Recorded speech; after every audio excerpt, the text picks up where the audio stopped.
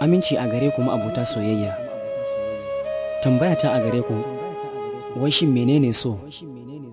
Ma'abota ilimi sun fassara kalmar so da cewa wata halitta ce wanda Allah yake halitta a cikin zukatan mutane. Hakika so dafi ne, so guba ne, so masifa ne ga wanda Allah ya jarabce shi. Haka zalika so wata yana ce da kan makantar da idanun masoya ga barin ganin laifuffukan junansu. Haka zalika so shine abu mafi girma da ke iya sarrafa zuciyar kowane irin mutum. Hakika so haske ne da kan haskaka zukatan masoya. So na gaskiya shine ginshikin dorewar rayuwa. Haka zalika so na gaskiya shine ka so mutum dan Allah ba dan wani abu da ya mallaka ba ko yake tare da shi. So kan iya zama linzami ga duk wani wanda ya tsinci kansa a tarkonsa. So wani maruru ne da kan azabtar da zukatan masoya. So wani tsiro ne da kan iya tsirowa a zuciyar duk wanda ya ga dama. Haka zalika so ba ruwansa da kyau, kuɗi, ilimi, mulki ko nasaba da cancanta. Babu shakka jin daɗin rayuwa shine soyayya ga wanda ya dace da ita. So na gaskiya baya ɓuya a zuci ko a baki. Lafazin ƙauna shine abu mafi girma da ya fi tausasa zukatan masoya.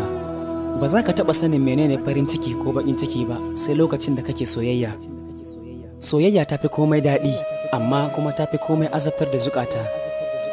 Soyayya ita ce tushen kafuwar aure da wanzar da zaman lafiya ga masoya. Soyayya da aka gina ta akan tubalin gaskiya ba za ta taɓa rushewa ba. Rashin gina soyayya akan tafarkin gaskiya shi ne ke haifar da yawan faɗa a tsakani. Soyayya ce ginshikin jin daɗi, amma wani lokacin takan zama illa.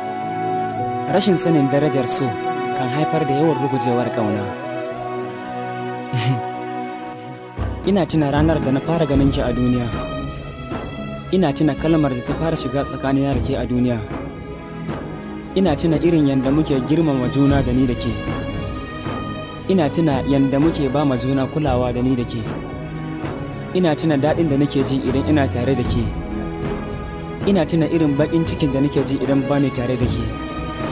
Ina tuna yanda muke tausayawa juna da ni da ke kamar yanda 'yan uwa suke tausaya ma junansu. Ina mamakin yanda son ki ya samu guri a zuciyata ya zauna kamar dama ya yi shekara aru-aru a zuciyata. Ina mamakin yanda muka shaƙu da ke lokaci guda kamar yanda uwa take shaƙuwa da ɗanta da zarar ta haife shi.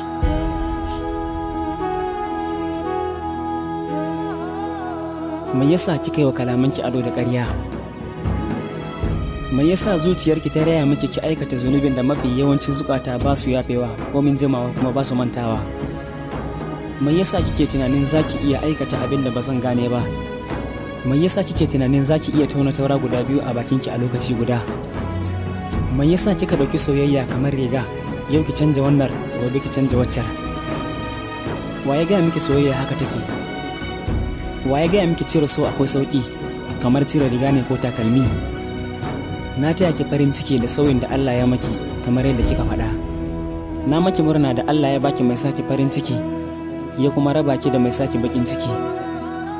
Haka zalika ni ma ba zan gushe ba da addu'ar Allah ya bani wacce za ta so ni, wanda kuma ba za ta aikata mini makamancin abin da kika aikata ba. Nagode.